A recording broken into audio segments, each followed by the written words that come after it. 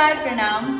हम बाली राव रक्षना सिंह और पहली बार छठ पूजा की शुरुआत करने जा रही हूँ। पहली बार भोजपुरी की शेरनी कहे जाने वाले अक्षा सिंह आप लोग को बता दें पहली बार छठ कर रही हैं और आप लोग को बता दें बहुत ज्यादा खुश भी दिख रही हैं। जी अमर भाई आप लोग को बता दें कि इस बार अक्षा सिंह भी छठ कर रही हैं और आप लोग को ये भी बता दें अक्षा सिंह काफी मस्त मस्त सॉन्ग लेकर आई हैं छठ के ऊपर। और जी अमर भाई आप लोग को बता दें अक्षा सिंह काफी ज्यादा एक्टिव भी दिख रही हैं छठ को लेकर। लेकिन आप लोग को ये भी बता दें कि अक्षा सिंह का पहला छठ है और काफी जबरदस्त तरीके से और काफी मस्त तरीके से भी करेंगी।